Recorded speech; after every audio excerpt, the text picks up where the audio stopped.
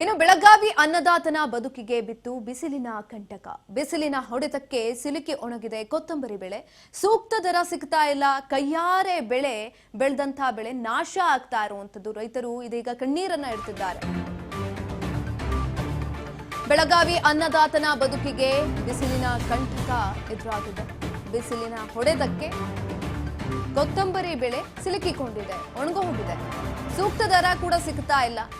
ಬೆಳೆದಂತಹ ಬೆಳೆ ನಾಶ ಆಗಿದೆ. ಜಮೀನಿನಲ್ಲೇ ಕೊತ್ತಂಬರಿಯನ್ನ ನಾಶಪಡಿಸಿದ್ದಾರೆ ರೈತರು.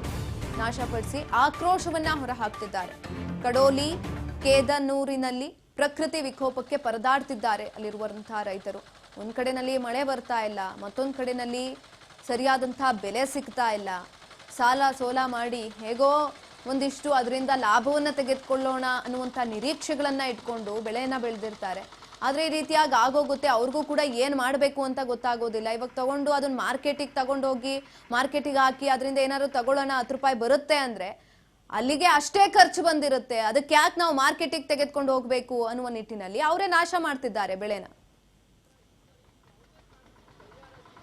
ಸಂಪೂರ್ಣ ಬಿದ್ದು ಹೋಗಿದ್ರಿ ಸರ್.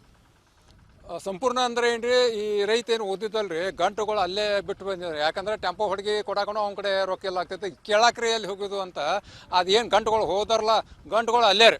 ರೈತ ಕಡೆನ ಗಂಟುಗಳು ಅತ್ತ ಹೆಂಗಂತೂ ಕೇಳಕ್ಕೆ ಹೋಗಿಲ್ಲ. ಯಾಕಂದ್ರೆ ಪರಿಸ್ಥಿತಿ ಗುರ್ತಿರ್ತಾರಲ್ಲ, ಅಂಥ ಪರಿಸ್ಥಿತಿ ಈ ಸೊಪ್ಪು ಬೆಳೆಯವ್ರಿಗೆ ಆಗ್ತಿರ್ತೈತಿ. ಈ ಕೊತ್ತಂಬರಿ ಅಂತ ಅಷ್ಟೇ ಅಲ್ರಿ, ಆಲೂಗಡ್ಡೆ ತಗೋರಿ, ಆಲೂಗಡ್ಡೆ ಎಕ್ದಮ್ ದರ ಕಮ್ಮಿ ಐತ್ರಿ. ಹಿಂಗೆ ತರಕಾರಿ ಬೆಳೆಯೋದು ಪರಿಸ್ಥಿತಿ ಲ್ಯಾಟ್ರಿ ವ್ಯವಸ್ಥೆ ಆಗೈತ್ರಿ. ಅಂದ್ರೆ ಪಕ್ಕಾ ಲ್ಯಾಟ್ರಿ ವ್ಯವಸ್ಥೆ ರೀ ಇದು. ತರಕಾರಿ ಈ ಕಬ್ಬು ಒಂದ ಏನೋ ಅಂತಿರ್ತಾರೆ, ಆ ದರ ಅದು ಇದು. ಆದ್ರೆ ತರಕಾರಿ ಬೆಳೆಯೋದು ಪೂರ್ತಿಯಾಗಿ ಲ್ಯಾಟ್ರಿ ವ್ಯವಸ್ಥೆ ಮ್ಯಾಗ ನಿಂತೈತಿ. ಮತ್ತು ಲ್ಯಾಟ್ರಿ ವ್ಯವಸ್ಥೆ ಹೋಗ್ದ ರೈತರ ಆತ್ಮಹತ್ಯೆ ನಿಲ್ಸಕ್ಕೆ ಯಾರಿಗೂ ಸಾಧ್ಯ ಇಲ್ಲ. ಇದನ್ನ ಯಾಕೆ ಹೇಳ್ತಾರೆ ಅಂದ್ರೆ, ಸಾಮಾನ್ಯ ರೈತನ ಪರಿಸ್ಥಿತಿ, ಸಣ್ಣ ರೈತನ ಪರಿಸ್ಥಿತಿ ಬೇರೆನೇ ಇರ್ತಾರೆ.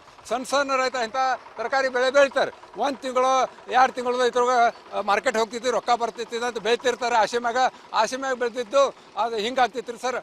ಇಲ್ಲಿಂದ ರೊಕ್ಕ ತಂದು ಉದ್ರಿ ತೊಗೊಂಬಂದಿರ್ತಾರೆ, ಬೀಜ ಉದ್ರಿ. ಅದು ಹೆಂಗೆ ಓಡಿಸೋದು? ಮಕ್ಕಳ ಸಾದಿ ಹೆಂಗೆ ಕಳಿಸೋದು? ಏನೋ ಆಗಿ ವಿಷಯ ಕೊಡು ಸತ್ತಾಗ್ತಾನೋ. ಸರ್ಕಾರ ಮಾತ್ರ ಅವ್ನು ದಾರು ಕೊಡು ಸತ್ತು ಹೋದ, ಅದಕ್ಕೆ ನಮ್ಗೆ ಸಂಬಂಧ ಇಲ್ಲ.